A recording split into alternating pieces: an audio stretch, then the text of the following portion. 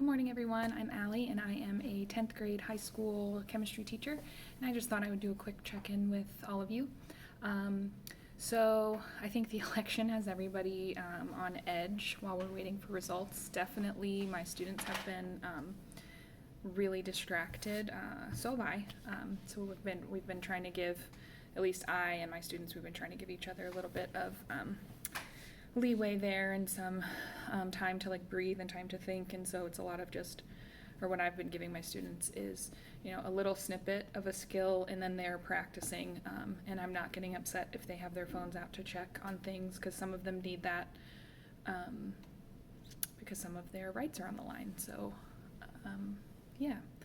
And I just wanted to take a minute as well to kind of talk about my own mental health.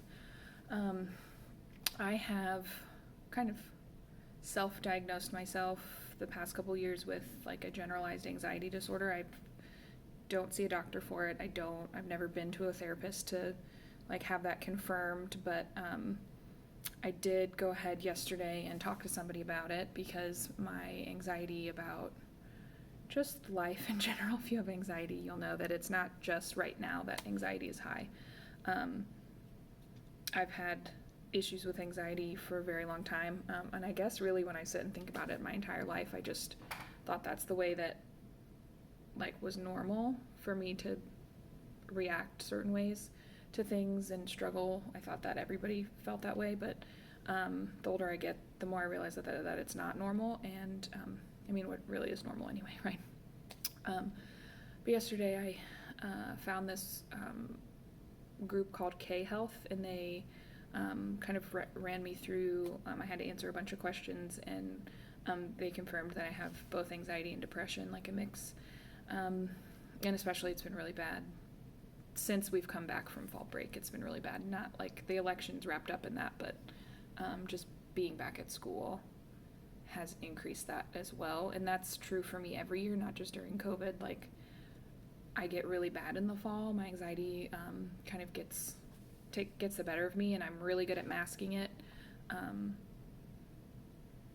Going through theater programs as a young kid kind of helped me learn how to put on a brave face, and it was easy for me for a long time, but it's just getting harder and harder. So anyway, this group called K-Health diagnosed me with that, the AI did, which sounds really weird, but AIs are pretty smart, so I trust it.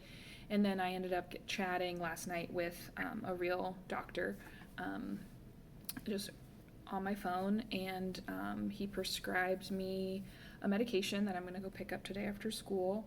I've been taking CBD oil for intermittently. A friend of mine suggested it last year, and I bought some, but I don't take it regularly, and I took it kind of this week, the what's that called? The recommended dosage in the morning and in the evening to kind of try and help me level things out, and it's working a little bit, but I think it's just time.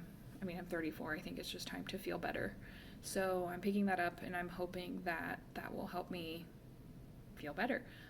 Also, what has helped me in the past, or this past summer so much, was being able to run and being able to exercise regularly in a way that I started to love. I hated it initially, and now I really love it, and I haven't had the time for the past, month. It's been very sporadic. I'll run here or run there, but it's not regular enough that it's helping me. Sorry, my lights are automatic. Woo!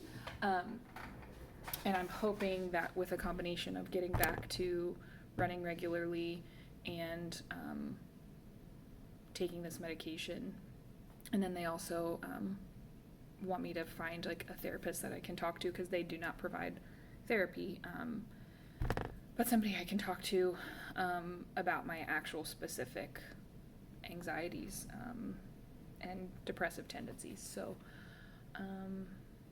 yeah, I just wanted to because even talking to somebody about it, even though it was just through the text messaging, the app, and knowing that I get to pick up medication and knowing that I'm going to get to feel better soon is making me feel a lot better, because my anxiety is related mostly to what's going to happen next, and thinking about all of the possibilities, and like my brain is on overload right now. So the idea that I'm not going to have to go through all of that is really relieving, and I'm just really excited to be able to calm the F down. But yeah, so I hope your Thursday is going well, and if you have any mental health issues right now, please take them seriously, especially new teachers. I think often first and second year teachers expect that everything will get better eventually and that their stress levels will go down, and for some people that's true. For me, it has not been. I've been getting better at my craft, like the art of teaching, and better at like creating curriculum and better at those things, but the anxiety is still the same. The stress is still the same. Like things just like I still almost every year feel like a first year teacher in that respect, like with the anxiety. So if you don't have anxiety, if that helps you reconcile the idea of what somebody with anxiety might be struggling with, it just never feeling good enough, never feeling that your plan is enough. And then for me, it like my coping is strange. Well, maybe not strange, but like I think it's normal, but other people are like, what? Like I retreat into myself a lot. I read a lot. Like in October, I think I read 10 books, which has never happened to me before. And during this like whole pandemic thing, like my goal was 24 books, 2 books a month, and I've read 75. So just escapism is one big thing for me, like getting rid of everything else. I just thought I was a procrastinator, but the more I looked into anxiety, and I do both things. I procrastinate, or if it's something that's really important, if I know I needed to get it done, I do it right now, and that's a coping mechanism that I've developed over the years. It's like if I don't do it right now, I'm going to procrastinate and it's not going to get done, and then that's going to add stress. And I don't know.